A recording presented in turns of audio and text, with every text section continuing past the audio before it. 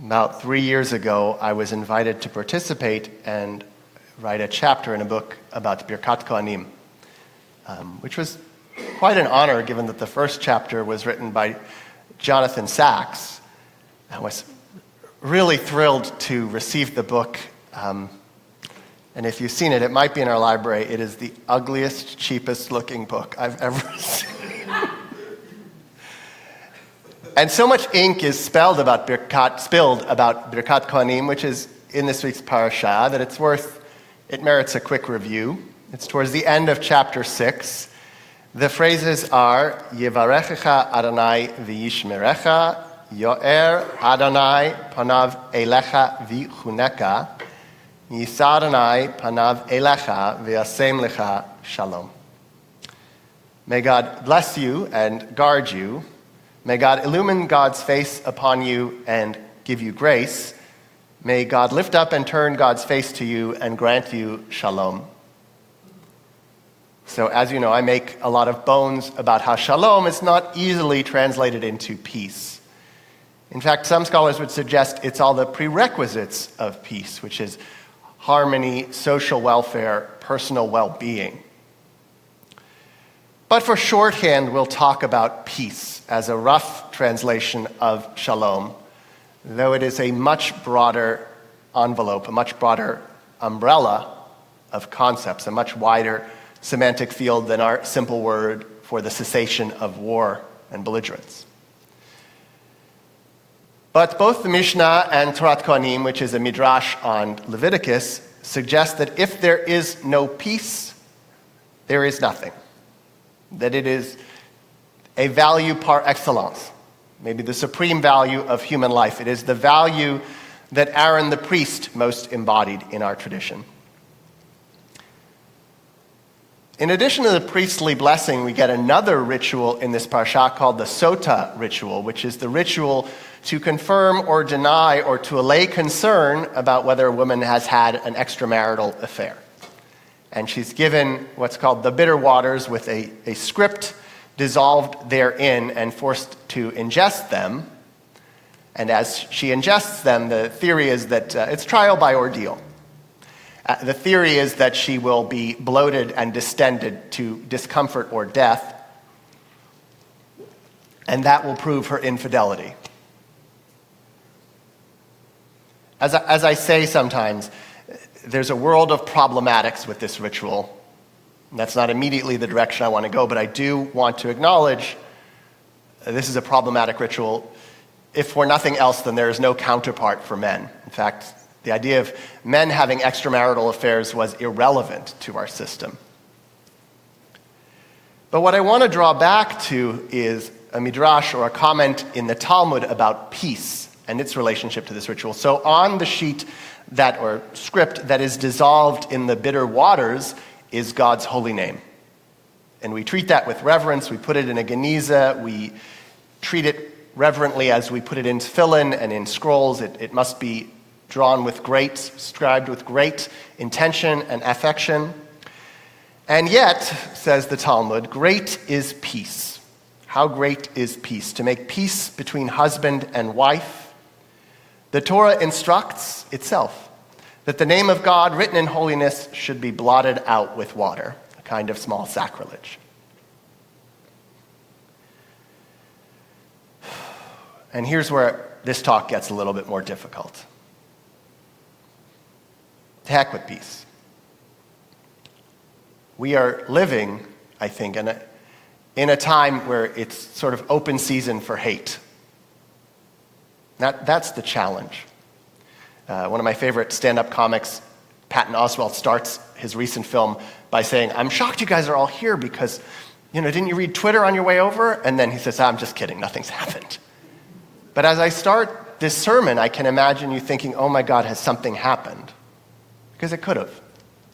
Today's, as far as I know, up until 11, 12, whatever this moment is, today is still quiet, but we're living through times of turmoil, violence, and certainly the absence of peace.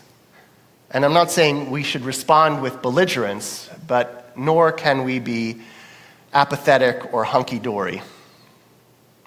And sometimes we need to be agitated when the time demands it for us. So those waters which the believed or supposed unfaithful woman must ingest are called Mei Hamirarim, the waters of bitterness, the bitter waters. It's not clear what the recipe was, as far as I know. But bitterness is a common theme.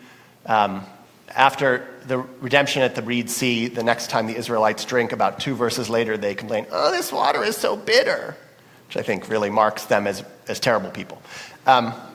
But Rashi, the medieval commentator, comments about the Mei HaMerarim that it's not accursed waters. They're bitter.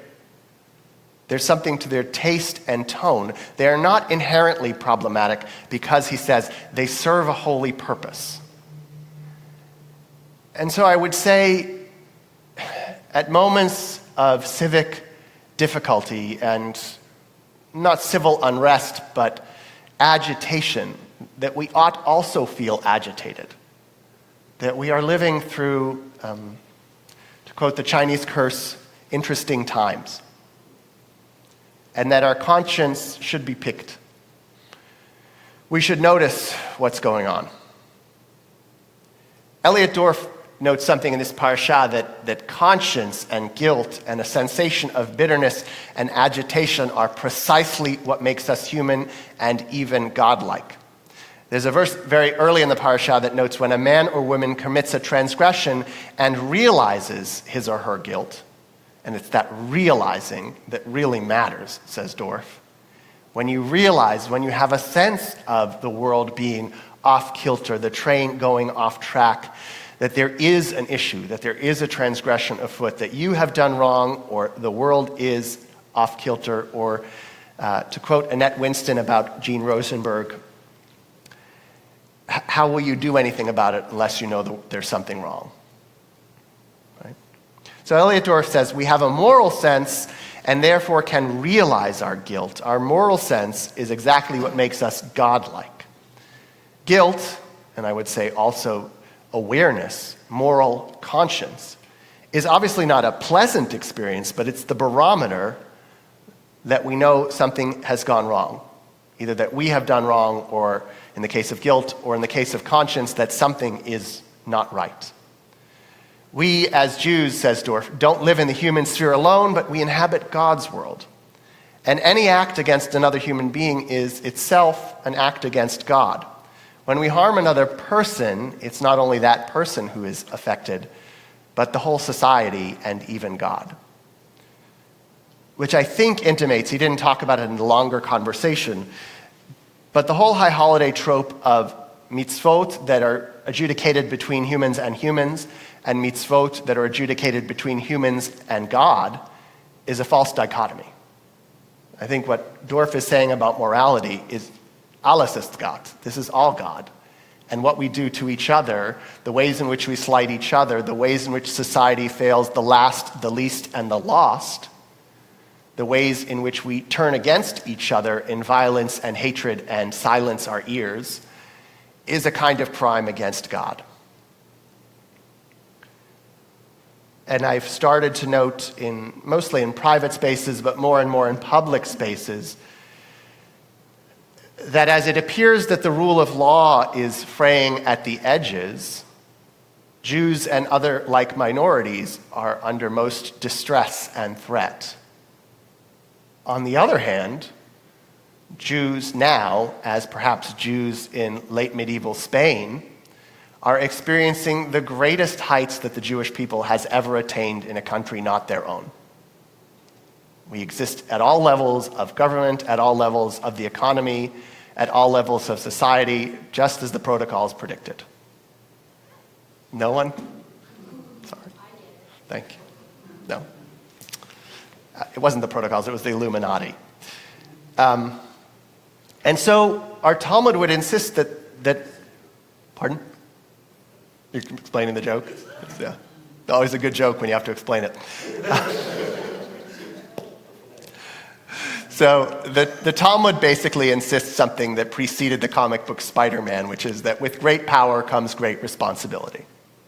And it says, I think quite beautifully, one of my favorite quotes in the Talmud of Shabbat, whoever can forbid or prohibit or protest against the actions of one's own household to commit a sin is seized for, is accountable for the guilt of one's own household. And if it were one's fellow citizens, one's compatriots, one is seized for, thereby accountable for the fellow citizens. And if the whole world, one is seized for the whole world. The greater the woman, the greater her guilt. The greater the man, the greater his accountability. And we are living in that time. To put it more pithily, in a midrash on this week's parasha, it talks about what happens if a king were to die. Melech Yisrael shemet, kol Yisrael ru'yin lemalchut. Should a king die, everyone is eligible for the kingship, unlike the priesthood, is the comparison in the parsha.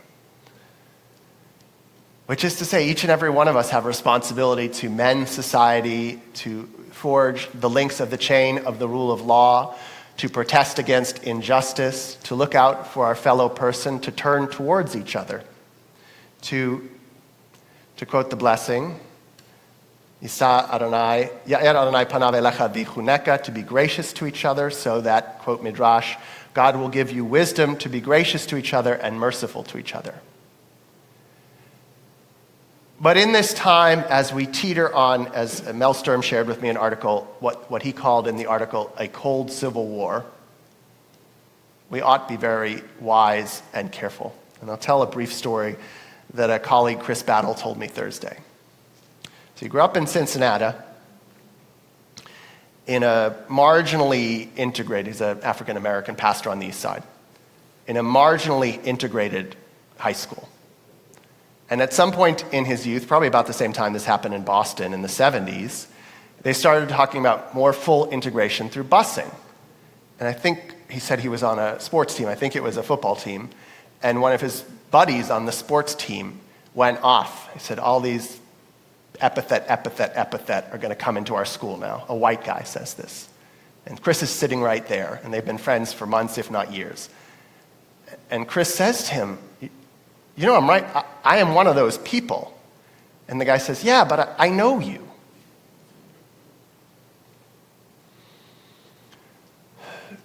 So my strong sense is that tolerance isn't really useful. And inclusion doesn't stand for much. What we really have to work on is relationship. As I've said anecdotally, that people's beliefs about immigration somewhat directly correlate to how many Mexicans and Central Americans they know. And the more we know each other, the more we turn our faces to each other, as the priestly blessing suggests, the more those fears, the fears of people on the other side of the political aisle, people urban versus rural, people in different zip codes and economic groups, people of different color and class and religion, can dissolve. This has come up recently, the whole phenomenon of people crossing the streets when they see a black man. It changes a lot when after you've lived in Africa and you've seen a lot of black men crossing the street and none of them harmed you, right? So that's the work, I think, is to mend the wounds and to mend the fractures of society. And the Midrash on that very last section, Yisa Adonai panav elecha ve'asem lecha shalom, that God will turn God's face to you, lift up God's face to you, and place upon you shalom, peace, wholeness, and harmony.